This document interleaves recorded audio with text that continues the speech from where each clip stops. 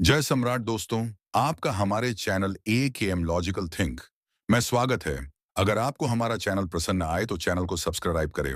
भारतीय इतिहास के 10 महान शासक आज भी अमर हैं, जिनकी कहानियां हमारे देश में बहुत से महान राजा हुए हैं, जिन्होंने भारत के विकास में महत्वपूर्ण भूमिका निभाई। इन महान शासकों का इतिहास ईसा पूर्व युग से शुरू होकर आधुनिक भारत तक आता है। इन राजाओं को न सिर्फ भारत में बल्कि दूसरे देशों में भी उनकी वीरता और कौशल के लिए जाना जाता है। आज हम आपको भारतीय इतिहास के ऐसे 10 महान शासकों के बारे में बताने जा रहे हैं, जिनका नाम न सिर्फ भारत में बल्कि दूसरे देशों में भी जाना जाता है। पहला सम्राट, अशोक सम्राट। अशोक का नाम हम सब बचपन से सुनते आए हैं। वह भारतीय मौर्य राजवंश के महान सम्राट थे।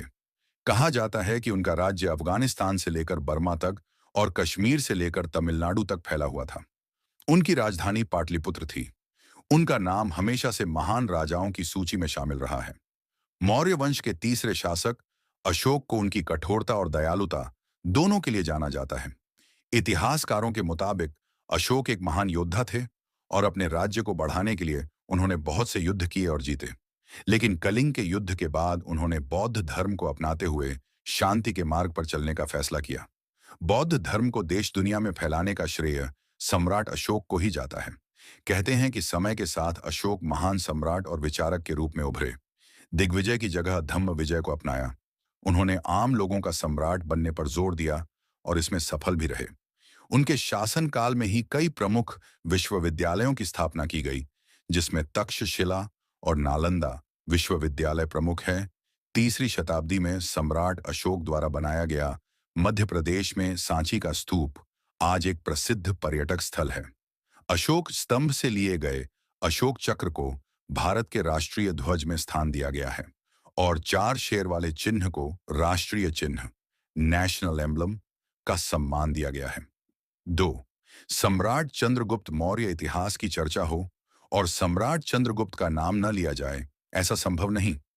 मौर्य वंश के संस्थापक चंद्रगुप्त को भारत का पहला सम्राट माना जाता है, जिसने लगभग पूरे भारत में अपना शासन फैलाया।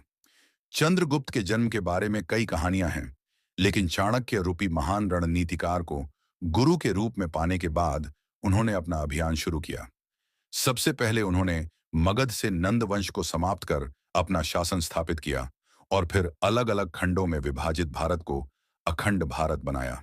3. छत्रपति शिवाजी महाराज। महान मराठा शासक के बारे में कौन नहीं जानता है। शिवाजी एक तरफ जहां वीर योद्धा थे, वहीं दूसरी ओर बेहद दयालु शासक भी थे। बताया जाता है कि पुणे में जन्मे शिवाजी शाहजी भोंसले ने ही मराठा साम्राज्य की नींव रखी थी। बचपन से ही शिवाजी ने युद्ध शिक्षा ली। इन्हें गुरिल्ला युद्ध तकनीक का जनक भी कहा जाता है, क्योंकि मुगलों के खिलाफ इन्होंने इसी तकनीक का इस्तेमाल किया था। उनकी गुरिल्ला युद्ध नीति के बारे में आज भी बात की जाती है। एक कुशल योद्धा और रणनीतिकार होने के साथ साथ वह प्रगतिशील शासक भी थे। 4. महाराणा प्रताप। महाराणा प्रताप सिंह उदयपुर मेवाड़ में सिसोदिया राजवंश के राजा थे। महाराणा प्रताप को मुगल शासकों के सामने कभी न झुकने के लिए याद किया जाता है। कई वर्षों तक बादशाह अकबर के साथ युद्ध करने वाले महाराणा प्रताप का इतिहास एक प्रेरणा की तरह है। इन्होंने अपना सारा जीवन राष्ट्र, कुल और धर्म की रक्षा के लिए समर्पित कर दिया था। इसीलिए इतिहास में इनका नाम आज भी वीरता और दृढ़ प्रतिज्ञा के लिए अमर है। ऐसा कहा जाता है कि महाराणा प्रताप तब 72 किलो का कवच पहनकर 81 किलो का भाला अपने हाथ में रखते थे। भाला, कवच और ढाल तलवार का वजन कुल मिलाकर 208 किलो था। राणा 208 किलो वजन के साथ युद्ध के मैदान में उतरते थे। मेवाड़ को जीतने के लिए मुगलों ने कई प्रयास किए, लेकिन अजमेर को अपना केंद्र बनाकर अकबर ने उनके विरुद्ध सैनिक अभियान शुरू कर दिया। महाराणा प्रताप ने कई वर्षों तक मुगलों की सेना के साथ संघर्ष किया। उनकी वीरता ऐसी थी कि उनके दुश्मन भी उनके युद्ध कौशल के कायल थे। महाराणा प्रताप और उनके प्यारे घोड़े चेतक की वीरता की गाथाएं आज भी आपको राजस्थान के कण कण में मिल जाएगी। वह ऐसे महान राजा थे जिन्होंने कई वर्ष जंगलों में बिताए, घास की बनी रोटियां खाईं और एक बार फिर अपनी सेना खड़ी की, लेकिन कभी भी दुश्मनों के सामने घुटने नहीं टेके। 5.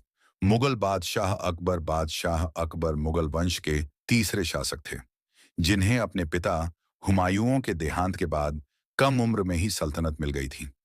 उन्होंने अपनी सीमाएं बढ़ाने के लिए कई बार जंग लड़ी और जीती भी। उनके शासनकाल में सभी धर्मों के हितों को ध्यान में रखते हुए नीतियां बनाई गई थीं। उन्होंने हिंदू मुस्लिम एकता को बढ़ावा देने की दिशा में काम किया ताकि उनके शासन में लोगों के बीच सद्भाव और शांति रहे। उनका वास्तविक नाम जलालुद्दीन मोहम्मद था, लेकिन बाद में प्रजा द्वारा अकबर नाम मिलने पर उन्हें सभी जगह अकबर के नाम से जाना जाने लगा। 6. सम्राट पृथ्वीराज चौहान। पृथ्वीराज चौहान को भारत का अंतिम हिंदू सम्राट माना जाता है। उन्हें राय पिथौरा के नाम से भी जाना जाता है। अजमेर के साथ साथ दिल्ली के साम्राज्य पर भी राज करने वाले पृथ्वीराज चौहान अपनी युद्ध कुशलता के लिए जाने जाते हैं। अजमेर का शासन उन्हें अपने पिता सोमेश्वर चौहान की मृत्यु के बाद मिला था, लेकिन दिल्ली का उत्तराधिकारी उन्हें उनके नाना और उस समय दिल्ली के शासन अनंगपाल ने घोषित किया। पृथ्वीराज की जीवनी को उनके दोस्त और राज्य के महान कवि चंद्रबरदाई ने पृथ्वीराज रासों में वर्णित किया है। कहते हैं कि उन्होंने गौर शासक मोहम्मद गौरी को पहली बार युद्ध में हराया था और हर बार जीवन दान दिया, लेकिन दूसरी बार पृथ्वीराज को बंदी बना लिया गया और गौरी ने उनकी आंखें भी निकलवा दी थीं। लेकिन अपने दोस्त चंद्रबरदाई की मदद से उन्होंने खुद प्राण त्यागने से पहले मोहम्मद गौरी को खत्म किया। 7. महाराजा रंजीत सिंह शेर ए पंजाब के नाम से विख्यात महाराजा रंजीत सिंह को सिख साम्राज्य का संस्थापक माना जाता है। बताया जाता है कि उन्होंने ही 19वीं सदी में सिख शासन की शुरुआत की थी। बचपन में चेचक की बीमारी में अपनी एक आंख गंवाने वाले रंजीत सिंह एक कुशल शासक थे। उन्होंने 10 साल की उम्र से ही युद्ध लड़ने शुरू कर दिए थे ताकि अपनी सीमाओं को सुरक्षित रख सकें। उन्होंने पूरे पंजाब को एक किया और सिख राज्य की स्थापना की। महाराजा रणजीत ने अफगानों के खिलाफ कई लड़ाइयां लड़ी और पेशावर समेत पश्तून क्षेत्र पर अधिकार कर लिया। कहते हैं ऐसा पहली बार हुआ था कि पश्तूनों पर किसी गैर मुस्लिम ने राज किया हो। उन्होंने अपनी सेना को लड़ाई की खास तकनीकें जैसे मार्शल आर्ट्स सिखवाई और सिख खालसा सेना तैयार की। कहा जाता है कि सिंहासन पर बैठने के बाद भी उन्होंने कभी राजमुकुट नहीं पहना, क्योंकि सिख धर्म में भगवान के सामने सबको एक बराबर माना जाता है। सबसे दिलचस्प बात यह है कि दुनिया का नायाब कोहिनूर हीरा कभी महाराज रंजीत सिंह के खजाने का हिस्सा हुआ करता था। लाहौर में अपनी आखिरी सांस लेने वाले इस महान शासक ने अपने जीते जी अंग्रेजों को पंजाब पर कब्जा नहीं करने दिया था। 8.